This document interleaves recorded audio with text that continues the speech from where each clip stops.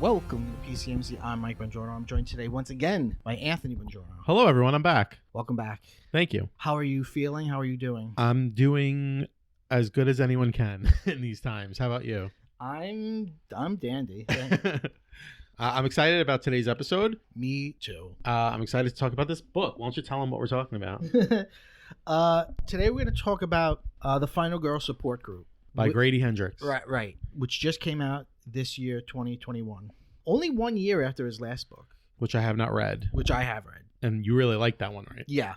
So I think here's how I want to structure it. I want to start with just a little brief talk about the final girl theory and where that term comes from. Mm-hmm. And then we'll go on to the book. And I want to talk about the book for at least a few minutes without spoilers before we dive right into the spoilers. Okay.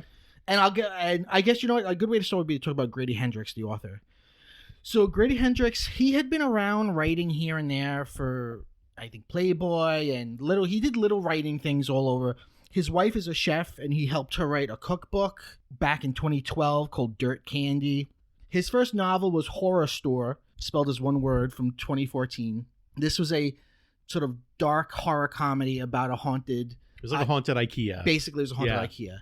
And the book itself was designed to look like an IKEA catalog. And he's actually very good at... He really makes a lot out of the little interstitial like images and stuff in between chapters. His next book was My Best Friend's Exorcism from 2016. That was the first book I read of his. Mine too. And we read it at the same time, and we both really liked it. Mm-hmm. That is... The title kind of says it all. That is a book about two female friends, young friends, that become lifelong friends. And one of them becomes possessed, and nobody believes her, which is a theme that occurs a lot in Grady Hendrix's writing. Well, female friendship is a major theme in his writing, but also no one believing the protagonist. Also, just a touch of nostalgia. Yes. A lot of people know that book by its cover art because it looks like an 80s VHS tape. Well, that was its paperback, which I think was more popular than its... Really? Yeah, remember the hardback it looked like a yearbook, but one of the girls' faces was that's right. Out. Yeah. That's a big improvement then. Yeah. Because everybody I talk to knows the new cover. And they're always like, I haven't read that book, but I know what you're talking about. It's cool looking. Right, exactly. Yeah, well, it sort of thrives in paperback, I think. Which leads to his next book, which is Paperbacks from Hell from 2017. And this is a nonfiction book. This is a bit of really, really fun criticism, but also... It's kind of like a coffee table book. Yeah, it's also like an art book. Yeah. And it's all about sort of schlocky genre paperbacks from the 70s and 80s and 90s even. And he'll be in every chapter with like a big book, like Jaws. And then The Exorcist. Yeah, and then all the bullshit that copied it. So you could see from that book that he really knows his shit when it comes to like the history of genre fiction. Yeah, well, because there used to be a big market for like cheap paperbacks that were knockoffs of bestsellers. Right. So it'd be like a cheap, like I think the first chapter is starts at Rosemary's Baby, which was like a critical hit and a bestseller, and then like the million knockoff paperbacks about haunted children or possessed children, or like they're basically like knockoffs of Rosemary's Baby. Exactly. And he does that for all the big books in the genre. Yeah. Then in 2018, he did We Sold Our Souls, which I did not read. This one kind of flew under my radar. I think I'm going to read it now just to sort of complete I want to have read all his books. I don't even know really what this one is about. I think it's about a rock band who sells their soul for fame. That's what I was going to say. That's what it looks like it's about, but I could be wrong. But it's the cover, again, interesting cover art. The cover looks like the cover of a Rolling Stone magazine. Well, And Horror Store looks like an IKEA catalog. Right. Actually, this book is the only one that doesn't really have yet. I bet its paperback will have something really probably fun. Like a fun kind of cover. Right. I think one thing you could say about his overall, project is a lot of his books feel like they're going to be simple satires because they seem to be based on one little contrivance. Like 2 teenage girls and one gets possessed. Right. Or a band sells their soul. Or even just a haunted IKEA, yeah. But it always ends up being, I think, deeper. Mm-hmm. My best friend's exorcism, the thing that sticks out to me when I think back on it, because it was years ago that I read it, is the friendship between the 2 girls. Yeah. And how it ends, spoiler alert, with like a flash forward way in the future where they're both really old and one of them just dies and the other's holding the other's hand. Yeah. And the book began with them as little kids. Yeah. So that's the thing that sort of I remember. He has a tendency to like reel in the reader based on this like kind of campy niche kind of concept. Right. But then he takes it very seriously. Yeah. He has a really good way of like keeping you hooked with fun stuff, but also like taking his characters seriously. Yes. And making you actually care about them. Yes, absolutely. His next book was The Southern Book Club's Guide to Slaying Vampires from 2020. I have to say, I believe this is his best book. I think it's his longest, right? Yeah. It looks pretty big. I haven't read it yet, but I want to. It's incredible. And again, it's a simple idea, right? A book club of women, right? And they're Southern, so there's a lot of like it's really kind of like a charm. take on like Interview with the Vampire kind of literature, right? Kinda. I mean, every one of his books has kind of like a genre or like a trope that it's like a play on, framed in. Right. But it's more than that.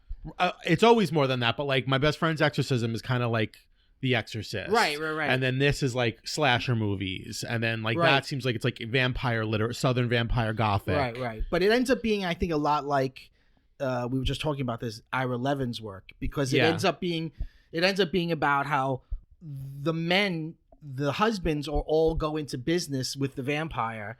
So whenever, it's like a Stepford Wives thing. Right. So when the women are like, this guy's a vampire, they're like, oh, you should stop going to that book club. It's filling your head with ideas. Yeah. And there is a point in that book where the girls break up and one of the main character, all the other girls don't like her. But then it turns around. I bring this up only because one of my criticisms for the book we're going to talk about today is I feel like the final girls don't like each other enough for me to have cared about them. Okay, that's an interesting point. Also, the Final Girl Support Group and the Southern Vampires Book Club, it seems kind of like two different takes on the same idea. Yeah. And he wrote them, or at least he published them a year apart. I wonder if it started off as like one idea that cloned itself and turned into 2 different ones. Interesting. I think that's possible. Because I haven't read Southern Vampires, what is it? The Southern Book Club's Guide to Vampire Slaying. Yeah. But it sounds like similar sort of to this. There are certainly scenes of women sitting around discussing things, and the main woman is trying to blow a whistle, and the other women are like, which is exactly what this is about. Right, it's exactly what this is about. And so that brings us to the book we're talking about today, The Final Girl Support Group. Now, what would you give it on a scale from 1 to 5 stars? Okay. So we briefly talked about this, but I didn't want to talk about this book too much because I wanted to save it for the pod. Sure. But I would say overall, I refuse to speak to you without a microphone.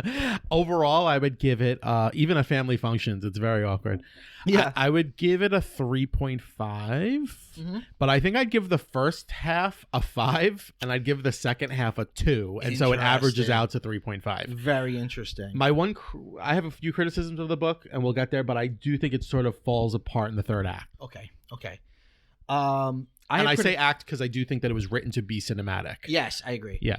I have criticisms too, although I don't know if that's necessarily one of mine. I would give it a 4, but I was hovering around 3.5.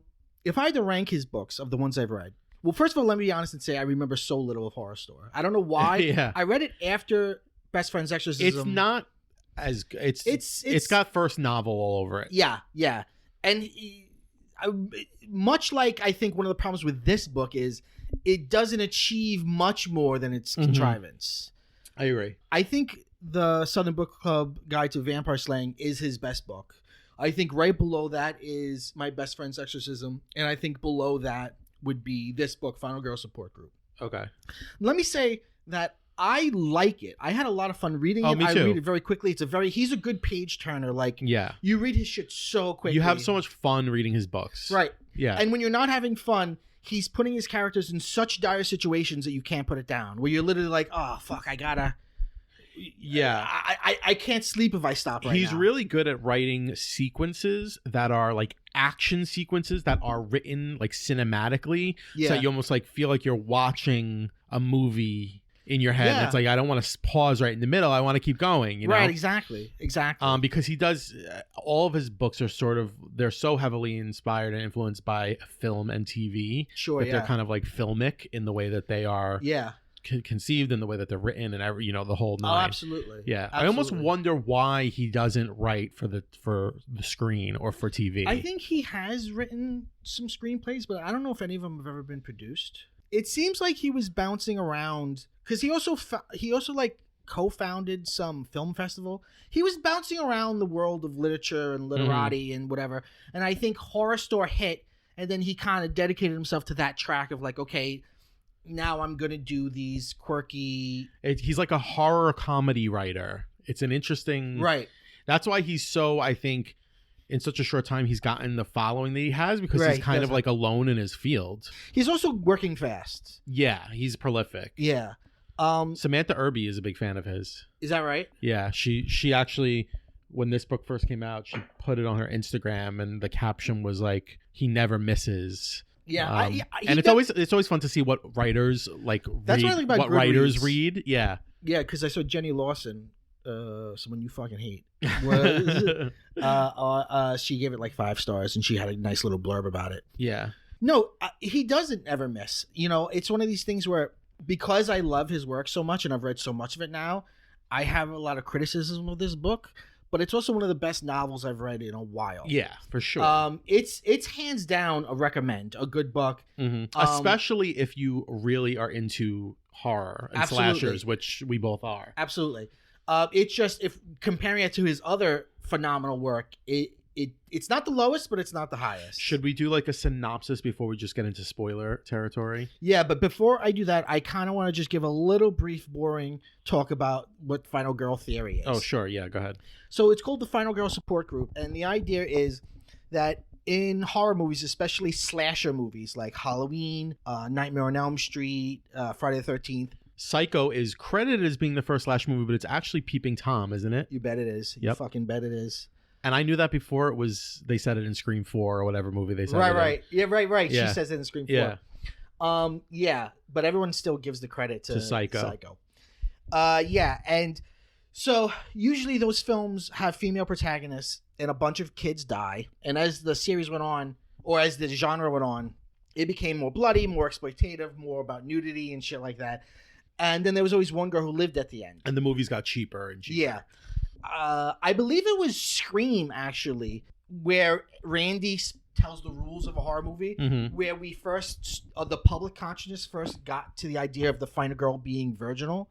Like, it is true if you look at it. You look at, like, in Halloween, Laurie Strode is babysitting the kid and actually playing with the kid and talking to the kid, where her friend is babysitting but fucking her boyfriend. Yeah. But I think, and in Friday the 13th, that's the whole impetus for everything, is that the camp counselors were having sex when they should have been watching Jason. And that's how Jason died. Right. So, I think that part of the definition becomes solidified with Scream. Yeah. But I wanted to talk about its original definition because it actually, like a lot of mainstream understanding of critical theory, it sort of dumbs down. Like, we all talk about male gaze. You hear that all the time. It's in every, it'll show up in things like Gaze, not the male gaze. Yes. Yeah. You'll see it all. You see it in a BuzzFeed list, like male gaze. But that's a much more complicated theory. So Final Girl actually is a critical theory. It comes from the book Men, Women, and Chainsaws by Carol J. Clover, which was published in 1992. So the term Final Girl goes at least back to 1992. Now, is she Unless like a she feminist critic who's interested in horror movies? Yes. Okay, makes sense. Right. She's coming off of Laura Mulvey, who's the critic who comes up with the male gaze. Yeah. And it's basically the second wave feminist critics who are thinking about, well, number one, they're using psychoanalysis to get their points across. And two, they're thinking a lot about identification. So in this book, her basic question is, horror movies are made for mostly a male audience. Why are there female protagonists, and why is usually a female protagonist the one who lives at the end? How do young teenage boys identify with a female on screen? Which is interesting because if you look at like gothic novels, there is like the damsel in distress type character, but very often those are male protagonists. So like Frankenstein has a male protagonist, Right. Dracula has a male protagonist. Like there is a shift that happens. Yeah, absolutely.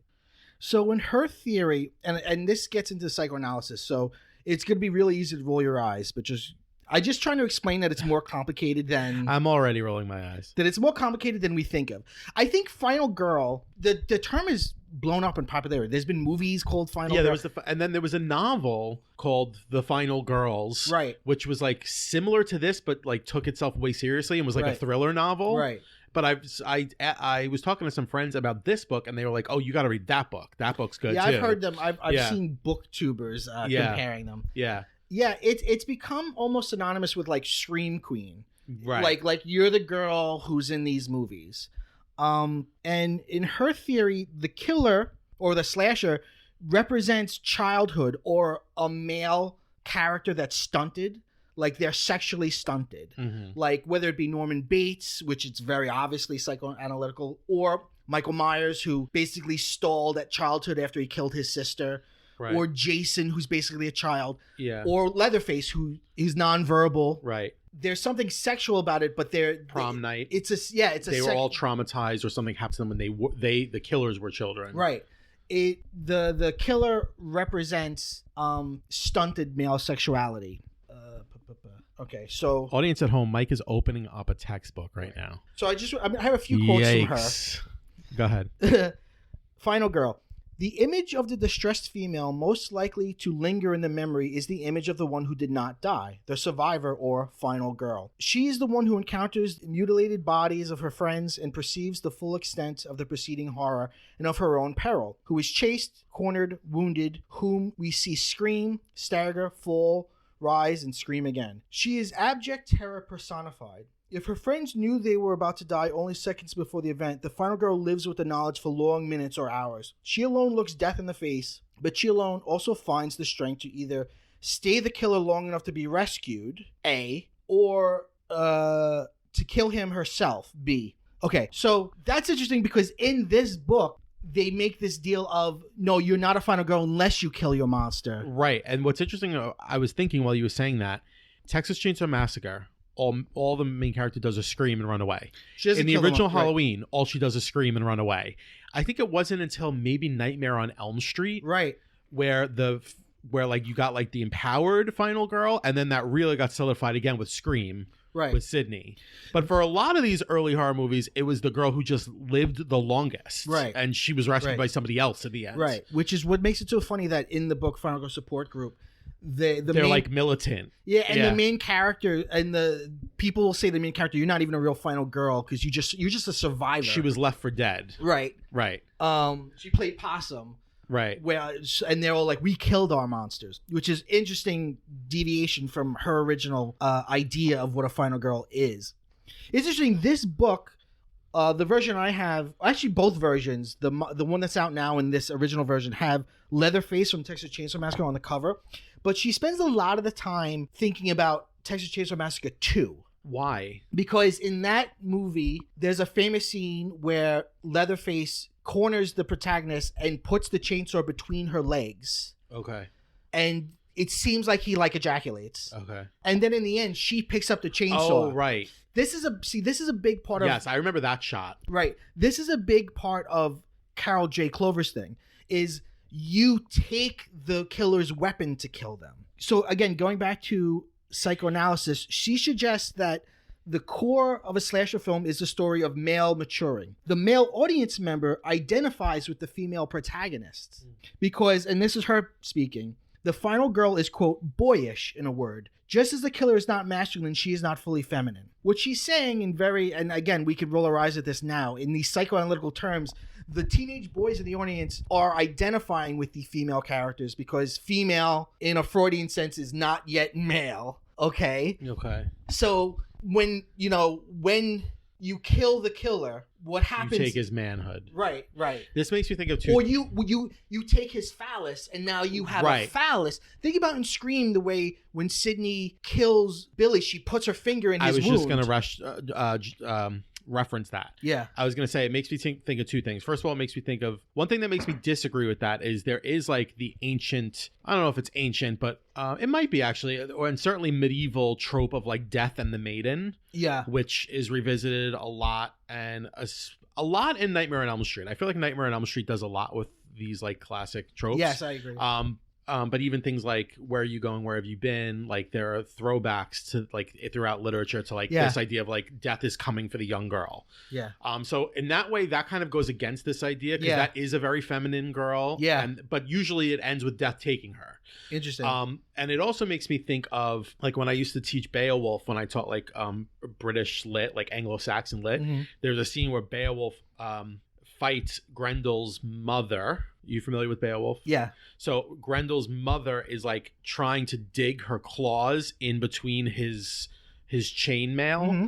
and then he ends up his sword doesn't work on her, so he ends up killing her with a giant's sword. Okay. So it's basically like he goes from a regular dick to a bigger dick. Right. And she's trying to penetrate him, but he ends up conquering her with the giant dick. Yeah. So, and then in Scream, like we talked about when we did the Scream episode, like she penetrates him by putting her finger in his wound. Yeah. Right before she kills him. Right. So it is like this struggle for who's going to be the penetrator between man and woman. I think it's very, very easy. And I think not just easy, it's right. It's correct. I mean, many times forget about Freudian bullshit. But I do think there's something to phallocentrism. Oh, yeah. Well, lots of ink has been spilled in lots of undergrad papers about everything we're talking about. From Harry Potter getting his wand to King Arthur. For sure, yeah. Which is why, and here you go, fans. And Grendel's mother, by the way, lives underwater in a cave. Okay. Which is like so sapphic. Yeah. I was going to make the ubiquitous Last Jedi reference for this episode.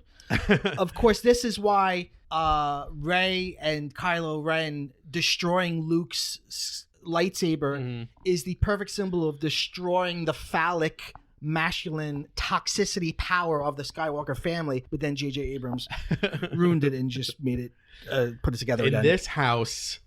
It's like those, those signs where it's like, in this house, Black Lives Matter, love is love. Yeah. I want to get that, but then add to it. And this house, the sequel stopped after The Last Jedi. So this is the last thing I read to you from Carol J. Clover before we get into the real book. Figuratively seen, the final girl is a male surrogate. In things Oedipal, a homoerotic stand-in, the audience incorporate. To the extent she means girl at all is only for purposes of signifying male lack.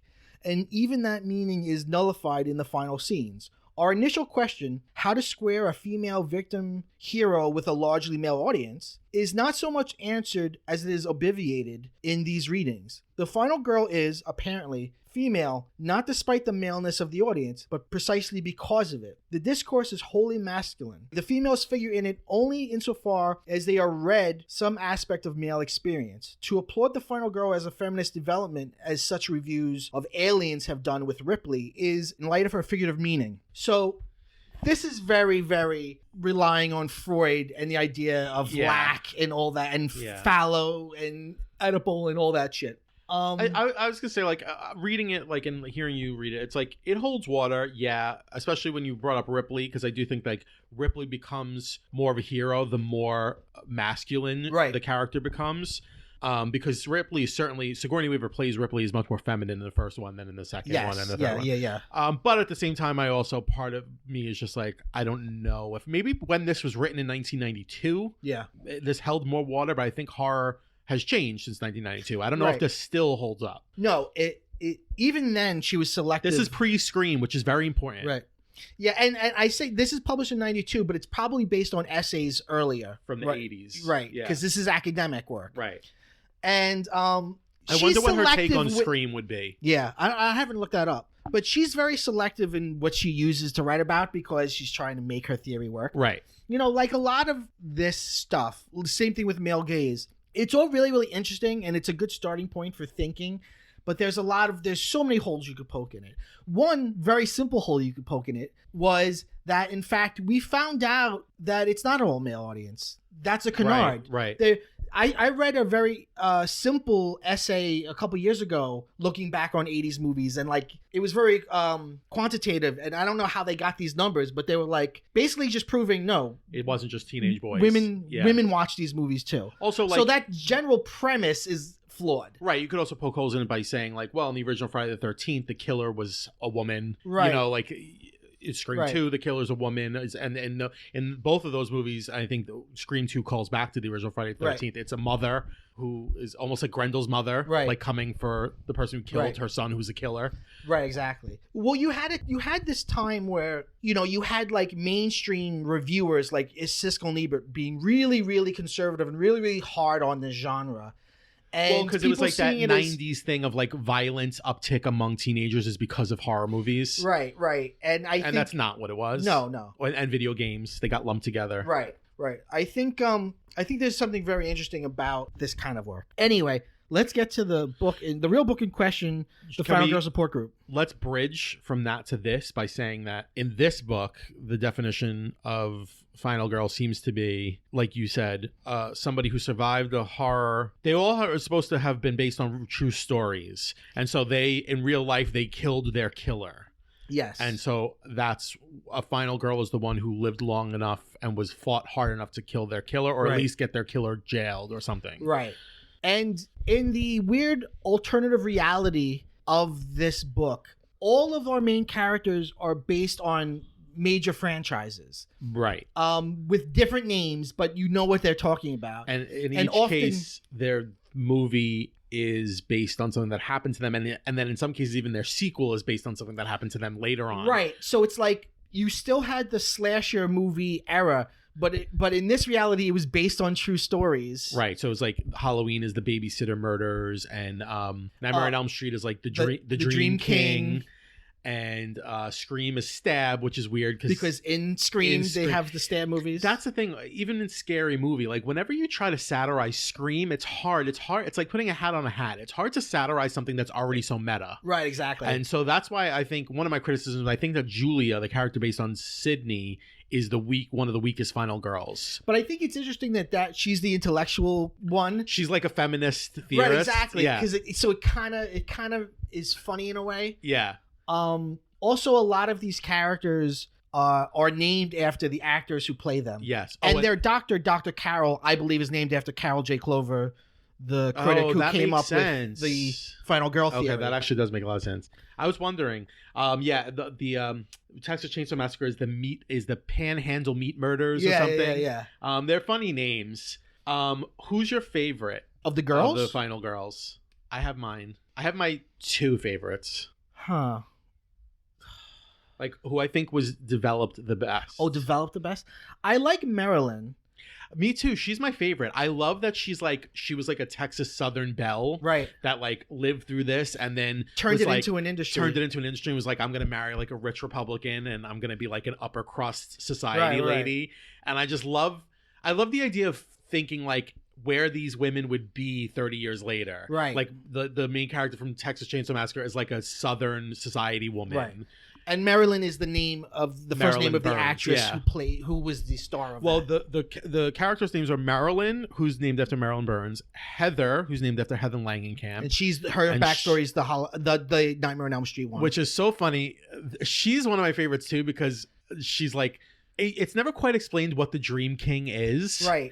But then at the end, like she does some weird like thing She where falls asleep and she then falls ends up asleep somewhere and else? ends up somewhere else, and they're like, "How'd you do that?" And she's like, "I told you I'm on some higher level shit," which is really funny.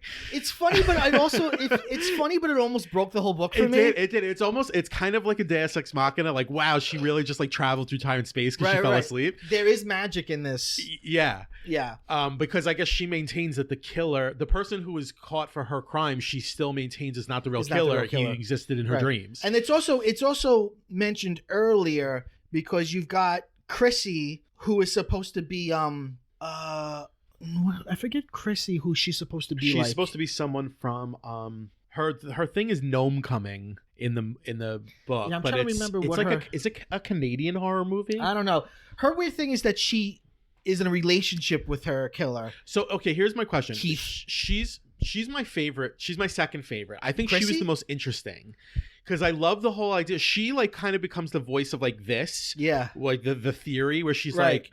She's kind of mystical and kind of weird, but she's also like, you don't understand. Like, they're just scared children. Right. And we are women and we can give birth, so they want to take life away. But because and it's like really interesting. Because these are real killers, she seems like a weird kook instead of like a film theorist. Right. And now, was Keith the person who was going to kill her? Yes. Because I wasn't sure. Yeah, it was Lynette says to, she married her monster. Okay. I didn't. That makes it even more interesting because she said that she sold out. And then there was Keith, and I was like, is that supposed to be the same guy, or is she just like hitched up with another guy who's like that? No, it's the same guy, I believe.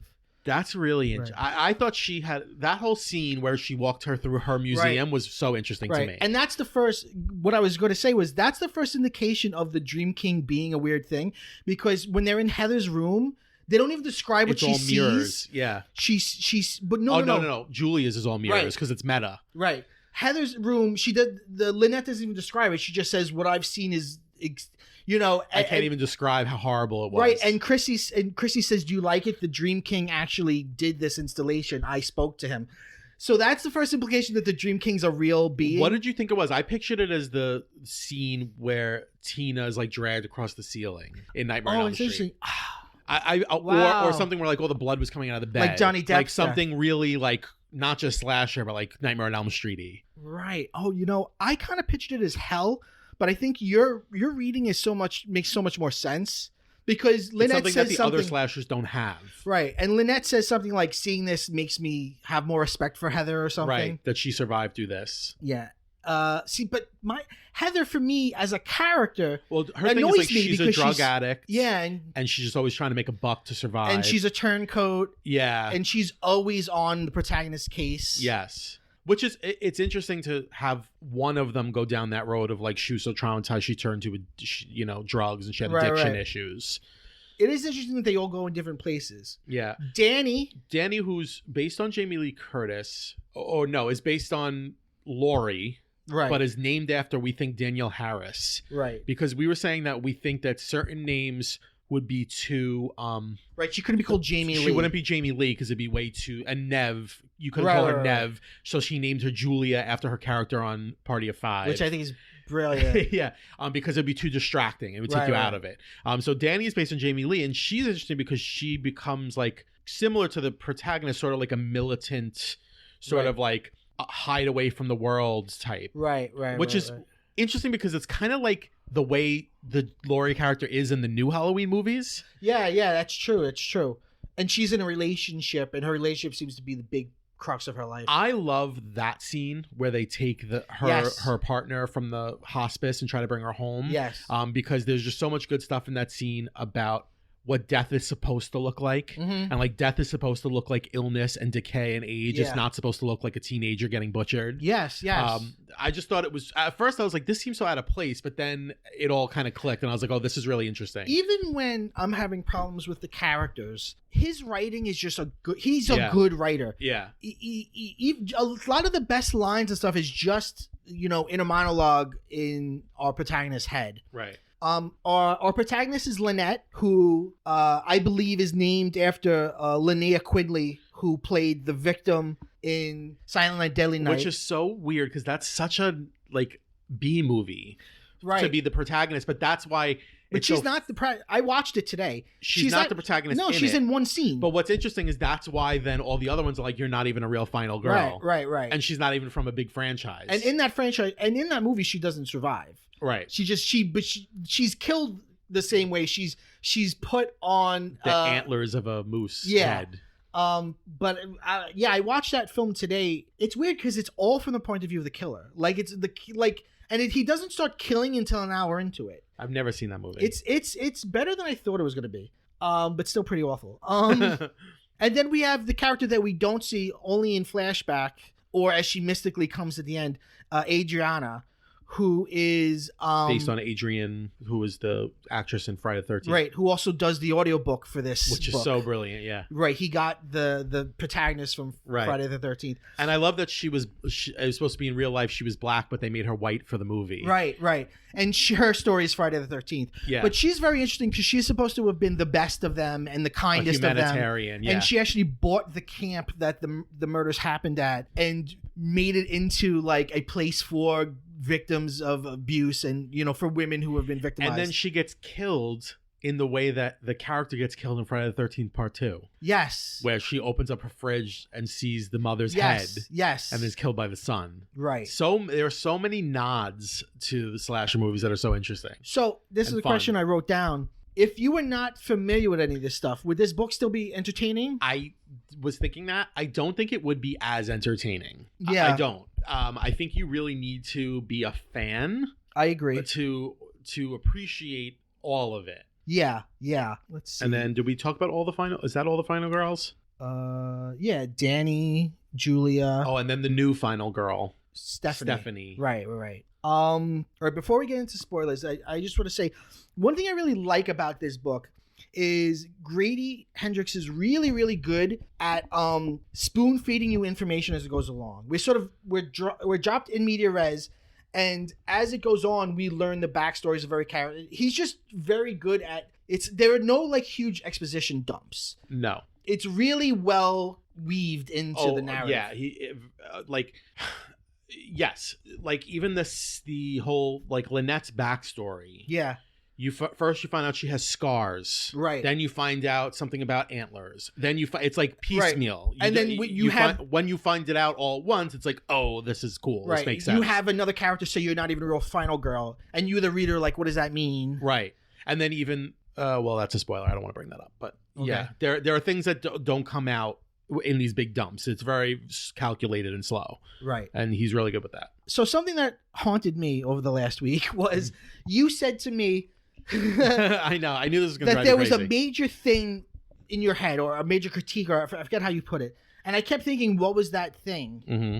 So, you couldn't figure it out? Well, I have a few major things in my head. Okay. And I don't know if it's the same that you have. Well, it's a spoiler, so. Okay, go ahead. Okay, so here's major spoiler. Spoiler time. Spoiler time, everyone. I knew Stephanie was the killer from the beginning. Okay, I did not. Okay, and here's why. I'm going to show it to you, and then you're not going to be able to unsee it. Okay. I don't know why he did this, because I can't be the only person who caught this. Mm-hmm. I think it was just too much of a tell right away. Uh-huh.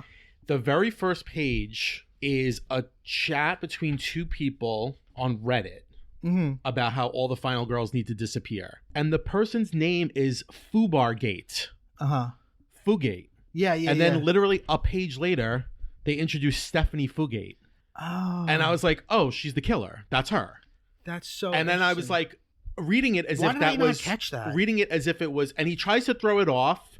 Right. Her name There's a couple of different... Her name is Fugate, Fugate. Right. So he has her name be Fubargate. Yeah. But I immediately was like, oh, her name must be Fugate, and she put in bar as a joke. And then literally 2 pages later, they introduced Stephanie Fugate. Wow. So I was like, oh, like I was reading it as like, oh, we're supposed to know that this is her. Right. And then I was like, oh, wait, am I not supposed to know this is her? No, you're not. And then when she was revealed as the killer, I was like, oh, I guess like I wasn't supposed to know this.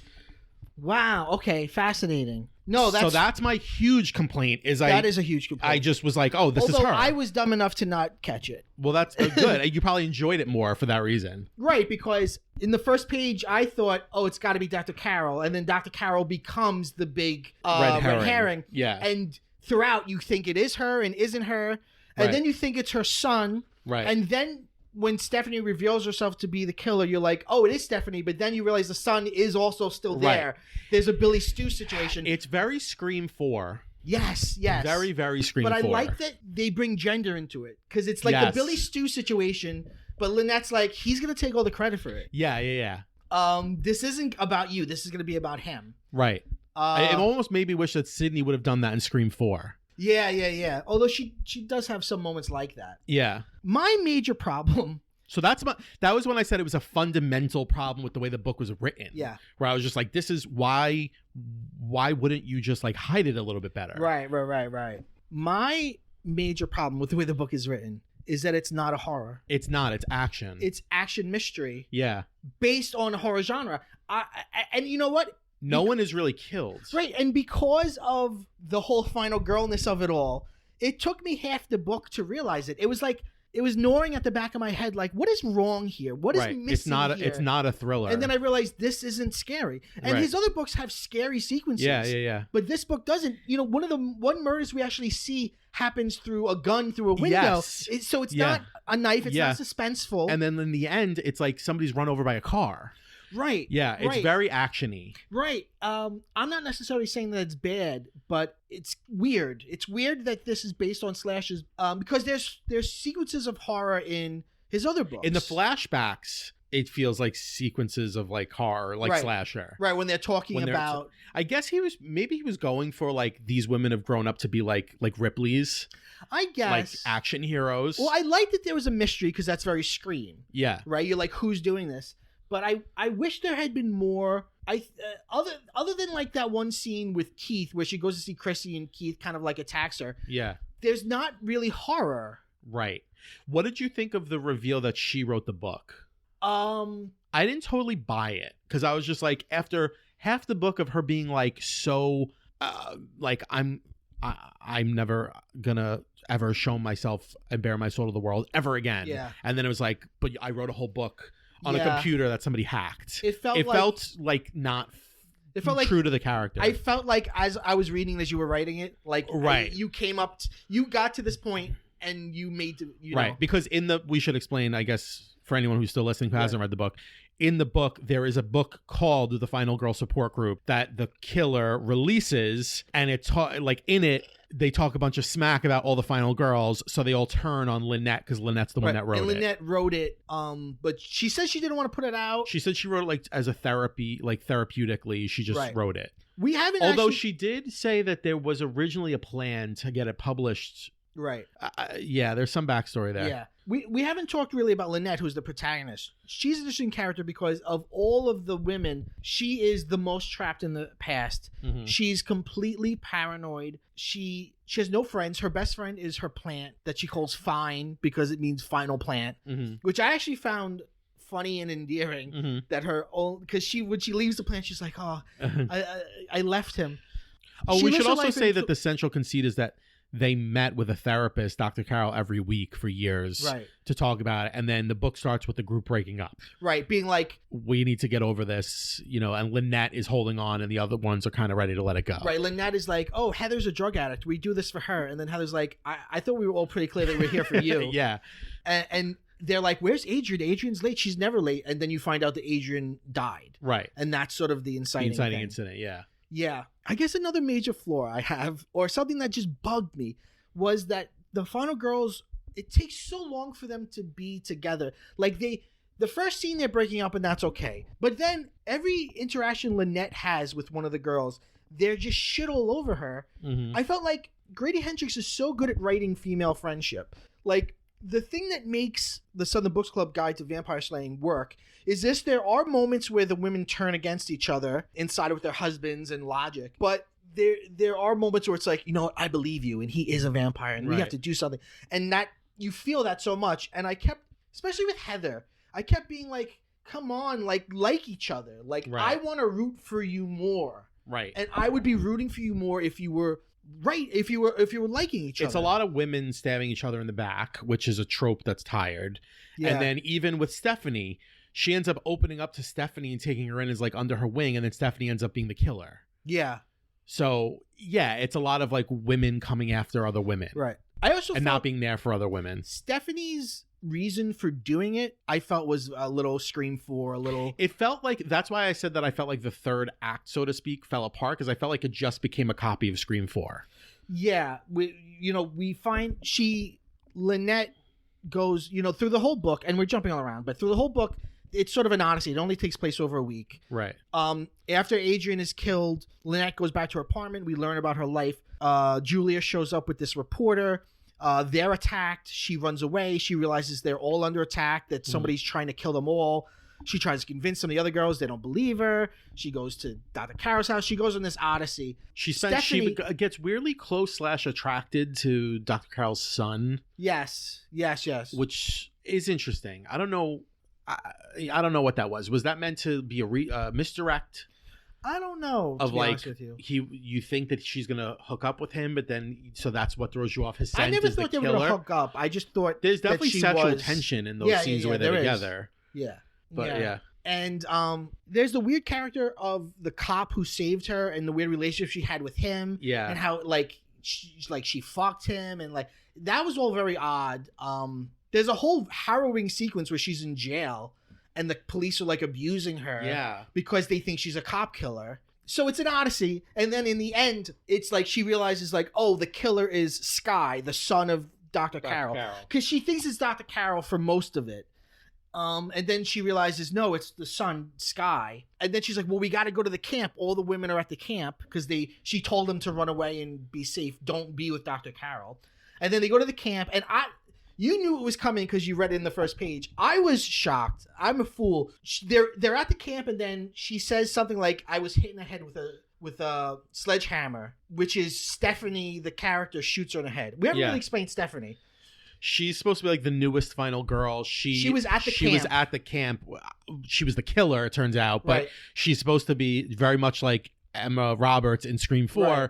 She positions herself to be like the new ingenue survivor final girl. Right. But she's really behind it. And that's why Lynette, our protagonist, goes to she quote unquote kidnaps her because she thinks, well, she's young, she hasn't lived this final girl life long enough. Mm-hmm. I have to protect her. So she's like the new young final girl that it's just happened to. Prior to her, the newest one was Julia. Right. Who's the Nev Campbell from the 90s, But then she's the killer, and she shoots her in the head, and it gets wild. But then there's a lot of like shooting. And then going back to like male Oedipal shit, like Skye is the killer partially because his mother never paid enough attention to him as a kid. Right, because she was working. She was devoted to the final girl, helping the final girl. Yeah, it's very like mommy Oedipal stuff that just seems a little tired. Yeah, I agree. You know? It's like Stu. That was Stu's thing in Scream. That was Billy's thing. Billy, that's what I mean. Yeah. Billy's thing was like, my mother left because of your mother or whatever. Yeah. See, my problem with this book is like all his other books, right? There's this surface level that he's playing with. That's usually part of the title. It's this fun conceit. It's the book cover. It's a final girl support group. But then his writing usually will elevate us over the surface. Right. But this book, it takes off a few times, but it never really reaches the heights. I kept feeling like maybe he should have wrote this longer. Maybe he should have edited it more. Right. It doesn't get there. Right. And I agree with you that I think that I still liked it a lot. Right. Me too. And this might be like, if this were the first book of his we'd read, we might like it better. But in comparison to other stuff, it seems like minor work from him. It's one of these things, and this happens to all artists. Like after you've made something amazing, you might then it feels like a step backwards. Right. This felt like a step backwards after his last book. Yeah. Because I felt his last book did transcend its silly idea of a book club and vampires. What's interesting though is I feel like just based on what I'm seeing, this book is going to be the one that brings in people who've never read him before more than ever. Yeah. I feel like this has a lot of mainstream appeal. I agree. And I feel like a lot of people who haven't read his stuff before are picking up this book first. There's been deals and stuff. They've been trying to make some of his stuff into. Well, this was optioned by Charlize Theron, which she wants to play. I think she wants to play Lynette. Yeah, which goes with her. Like I think of like her and Mad Max Fury Road. And stuff. I think she'd be good as Lynette. Yeah, interesting. But she wants to do it as a show. I think she wants to do it as a series, but that's just because movies are dead now. I know, but it feels like of all his books, this should be because it's based on slasher movies, and it's only a week long. Whereas like the Southern Book Club's Guide to Vampires, like that takes place over 10 years. Like there's like a 5-year break in the middle of it, and like that would be a great show. Like I mean, it could be a limited. It could be a limited series, like 6 episodes or something. We'll see what happens with it. That's just early stuff yet. Yeah, things change, but if that does happen, it'll be the first of his things to be actually adapted. Yeah. I think it would be hard. I think something would be lost in translation in adapting like My Best Friend's Exorcism or something. Yeah, I agree. I don't know why. I can't put my finger quite on why, but I do feel like something would be lost. Well, I think a lot of the heart emerges in monologue, in what makes a novel different from a film. Yeah, that's a good point. I also think it's like the heart is like takes you by surprise because you pick it up thinking it's gonna be one thing and then it's something else. Right, and it'd be easy for a director to fucking lose that. Yeah, exactly. Let's see. So there's a lot of twists and turns in this. One of the turns that happens is, so Lynette, the main girl, her story is based on Silent Night, Deadly Night. Yeah. And they even bring in Silent Night, Deadly Night 2, where it's the younger brother of the killer of the first movie. Yeah. Which brings up another problem I have, which is like, sometimes it's too meta, where it's like, she'll be like, then our sequel. And it's like, why would you talk that way? Right. Why would you refer to a sequel in your real life? Also, there's a thing where like they go through all the movies. Yeah. And I feel like, why doesn't each one of these have like 20 sequels like all the real ones do? Well, some do. Marilyn's does, but she became the producer of her own movies. Right. Right. Some do, but like I think Babysitter Murders is just 1 and 2, and then Yeah, that is interesting. Yeah. And then Babysitter Murders is interesting because she refers to it as her brother, but now in the Halloween canon, Laurie's not his sister anymore. But it's a question in Danny's head whether or not it really was her brother. That's true. That's true. Yeah. Yeah, was this book too clever for its own good? It's funny. I feel like talking about this book reminds me of the way like critics first reacted to Scream. Okay. Where they were like, remember Siskel and Ebert when they reviewed Scream 1? Yes. I think Ebert gave it a thumbs up, but Siskel gave it a thumbs down because he said like it's wanted to be clever, but it ended up being what the other ones were. Right. Similarly, I don't think this is quite the same, but it's like it didn't quite live up to the fun of the conceit, like the original conceit of like, oh, this is going to be really fun, and it's going to be like lots of nods to horror movies and stuff. It's almost not enough of that. Yeah. Well, see, I think this book could have been scarier. It could have been funnier. Or it could have been more sincere. Yeah. It needed to be more of some direction. Because there were moments of comedy that I thought were actually very funny. And it's like, okay, well, why aren't there more jokes like that all over it? Because there'll be like a joke in it. The part with Chrissy where she was like, you're fucking nuts. Like she just kept being like, okay, Chrissy, you're crazy. Yeah. That stuff was funny. I don't know why. Do you picture actors in your head when you read books? I pictured Chrissy as Kristen Chenoweth. And I don't know why, but I feel like she'd be great in that role. That's interesting. Because she's got like the baby voice thing. And like, I just feel like she'd be really good. It's funny. And because I knew about Theron, I pictured her the whole time. I pictured the protagonist from Friday the 13th. Oh, okay.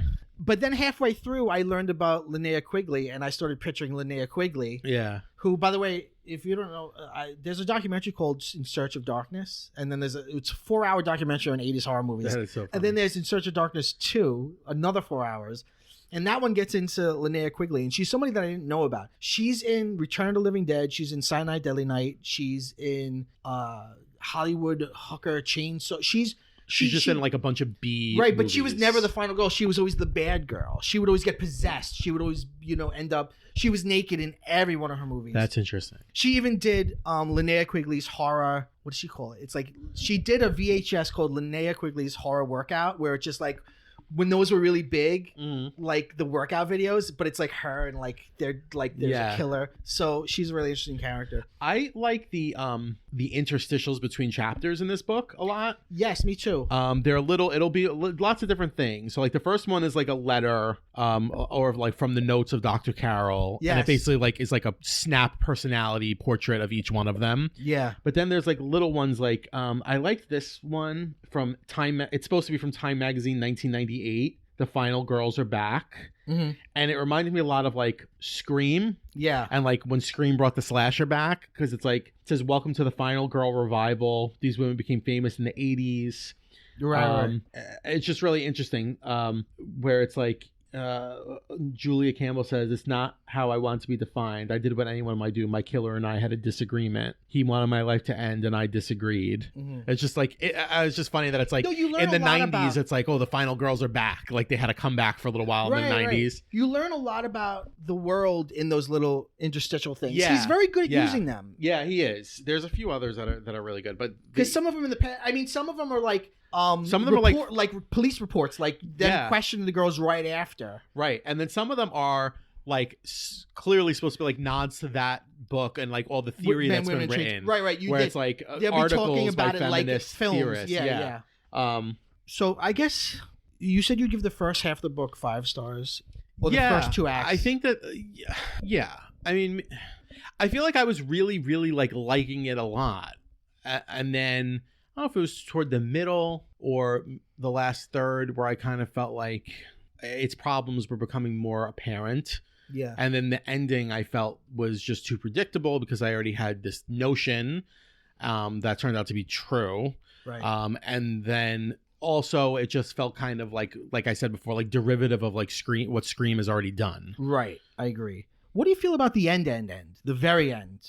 Because I was wondering, because you know that they're setting something up, and it took me a while to get what it was they were doing. They're back together and they're talking, they're being very polite to one another, but they're in a jail. And you're like, why are they in a jail? Oh, right. And then they bring Stephanie out, the killer of this book. Stephanie's now, they give her like 3 life sentences. Right.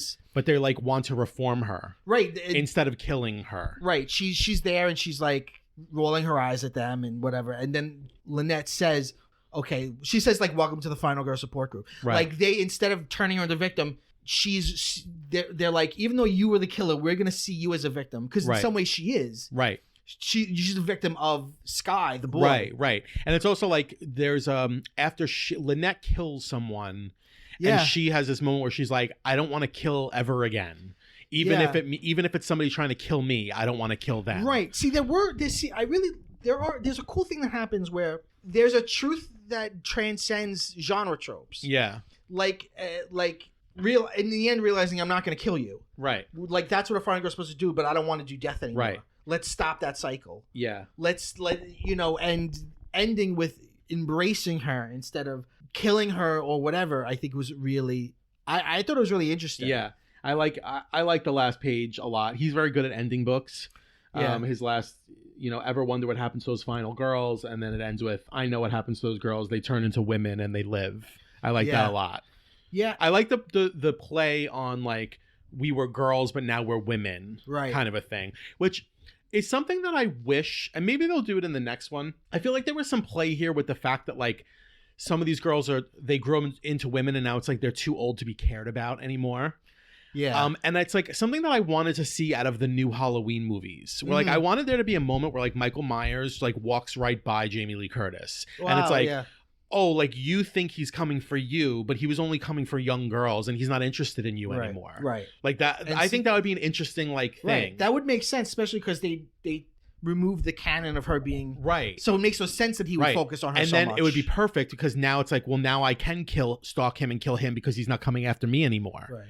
I didn't like that first one, but there's 2 more in this supposed trilogy, and I'm open to it getting better. I'm open. It seems like this next one, Halloween Kills, has some interesting ideas that I have not seen in a slasher movie or a horror movie. Yeah, apparently it's supposed to be about like people from the town of Haddonfield getting together and being like, let's just all get together and kill them. Yeah, like it's a mob. I like that Nightmare on Elm Street, like the way Freddy was killed in real life. Or Frankenstein. Yeah. I really like that idea. Let's see if it goes somewhere interesting. So there are a couple of diversions. At one point, Lynette is arrested, and they find these letters, and they find out that part of her story that she never told anybody was that she was, as a kid, pen pals with the person who ended up being her killer. And she never told anybody. And now that this has come out, they think she was in on it, that she convinced him to kill her father because her father was an asshole. And the killer writes a new letter that wasn't actually there, where he says that they fucked. They never really had sex. They were just pen pals. Well, that's what we find out about Chrissy, because she says, like, I would never do that like Chrissy did. Right, well, exactly. Makes sense. I didn't fully put that together, but yeah. Right. So, And in that, we meet the detective that like saved her life and then like fucked her when she was like 18 and he was like in his 40s or whatever. And he's kind of an asshole to her. But then he ends up doing a really good thing. Right. Unexpectedly. It's an interesting turn because that whole part of the book was hard to read. It's very harrowing. It's like everyone's against her. She's like stuck in a cell. Because they think that she was in on it, now they think she's a cop killer and they think she spent her whole life making herself victim. So they're treating her really terribly. The police are treating her terribly. They're dressing up like Santa Claus to fuck with her. Yeah. They're like torturing her and it's very hard to do. And then the cop, the cop that's with her whole life. He's like a sheriff-y type. Right. He reminded me of like the sheriff dad from Halloween or something. I saw him as what's his name? The protagonist from Halloween 3, Season of the Witch. You know that guy? That was a fun joke where she was like, "Oh, Babysitter Murders 3 took a weird turn," and let's not talk about it. Yeah. And yeah, you think he drives, he takes her and he's like, I'm driving you back to LA. And he's talking about how like he's mad at her and how he loved her dad and she didn't like that she wrote all this bad shit about her dad. And he stops the car and you think he's going to just murder her. And this is all really hard because we've found out now that she's being re-victimized by all of these people. Her tragedy is being turned against her. This man exploited her. Right. Sexually and for her tragedy because he was the person he made her do interviews. He made her write books. He saw money to be made off of her story. So we think he's going to kill her and then he lets her free. He's like, I did this all on purpose. Make it look like you stole my car. Right. And, he's like, go. Which is, it's as you're reading it, it's a huge relief. Yeah, it is. Especially because he's like, 'cause it's like, oh, you're not a monster. Right. And it's also because, and this happens a lot in his last book. You have that moment where the person's like, I believe you. Right. Where he's like, you're right. Something fishy's up. There's no way this is all happening and it's not all related. So he lets her go. And then he's like, punch me in the face so people think that, we put up a fight. And then she like kicks him hard in the balls twice to get him back. And then she has a good thing at the end. And she takes his car, which is funny. And in the end, he thinks that they like made a deal because she said like, he said, I'll help you if you write a book with me. And she's like, sure. And then at the end, he's like, what about our book? And she's like, I lied. I'm not writing a book with you. And then he's mad. So she gets her revenge. Yeah. The theme, one of the big themes here, which is in some of his other books, is men preying on women. And not only that, but re-victimization of women. All of these women, their thing happened years ago, but their victimization doesn't stop. They're exploited by reporters. They're exploited by film studios. They're exploited by fans who stalk them. Right. The cops. Like, you just never stop being a victim. Right. It says something about, the sort of toxic patriarchal culture. Which I think is why it's so smart for them to say, like, we're going to take in Stephanie rather than... Right, exactly. Forget about her. Right, exactly. And that's something Scream never did. Scream never gets into the gender politics of it. I wonder if 5 will. I have no idea. Now it's a different time, It's also the first one not directed by Wes Craven. Who's it going to be directed by? Oh, I don't remember. And it's just going to be called Scream. Get it? Yeah. See, that's another weird thing about that series is at some point you lose your meta cleverness if you make a million more. Right, because it's like, how many times is somebody gonna... Right. Although, speaking of Scream, I like how, in the end of every Scream movie, Neve Campbell kills the killer. Right. So by Scream 5, she's killed, 1,000 people? Yeah. So I do like in this, there's a scene where Stephanie is being captured by Keith and Chrissy, and Chrissy's like, you better run away because he's going to kill her. And this is before she knows Stephanie's the killer. So she's like, I'm going to save her. And she drives into their little ramshackle house, and Chrissy dies. And she's mortified by the fact that she killed Chrissy. Even though Chrissy is this terrible person, she's a turncoat, she's got this weird relationship with her killer. She's like, I killed somebody. Somebody died because of me. That's the moment I was talking about before, where she's like, I'm tired of death. Like, I don't want to kill anyone ever again. And then she even says something along the lines of like, even if it's to stop someone from killing me, I don't want to kill them. Right. It's a big moment for the character. And then it ends up being a very big clue that Stephanie's a killer because Stephanie's like, sometimes you got to kill people. Yeah. But I guess I really was a sucker for it. When Stephanie shoots her at the end, I was like, whoa. Holy shit. Yeah. Oh, I love the chapter titles. Yes. They're really fun. Because they're all based on like horror movie subtitles. Yeah. And I loved how some of them don't make any sense. Like Final Girl Support. It's like the chapter 1 is called Final Girl Support Group, and then everyone after that is like Final Girl Support Group 2. Final Girl Support Group 3D, and then it's like, and then one of them is like Final Girl Support Group Dream Warriors. It just like doesn't make any sense. But I loved how like 3 chapters from the end, it was called Final Girl Support Group: The Last Chapter. Yeah, making a reference to the fact that I think the 4th Friday the 13th movie was called The Final Chapter, and then the just next came one was back called again, like A New Chapter. Yeah, New Blood, which I think they named the next chapter in this. So yeah, there's so much fun stuff in there. And then isn't there like a reboot too, like a take on reboots? Oh yeah, too? I think so. Yeah. I wish she got into that more because she mentions reboots. Yeah. But not they don't go down that path. Yeah. Or he doesn't. Yeah. In the end, I would recommend this book. I do give it 4 stars because I think Grady Hendrix's writing is really, really good. He has a smooth hand. Mm-hmm. You never feel bogged down. For sure. This is the definition of a page turner. All of his books are. I feel like all of his books tend to go in directions you don't think they're going to go in. Which, when you look at the last chapter is Final Girl Support Group 24, A New Beginning. Yeah. Well, if you look at like his nonfiction book, Paperbacks from Hell, he clearly understands paperbacks, right? Right. He's like a paperback writer, even though his books don't immediately go to paperback. Right. He makes these little fun books, and I think there's something to that. Yeah. Yeah, I really... I feel like we've criticized it, but that being said, I really did enjoy it a lot, and I really couldn't put it down, and I thought it was fun, and I think it will probably make a really good series or movie, and...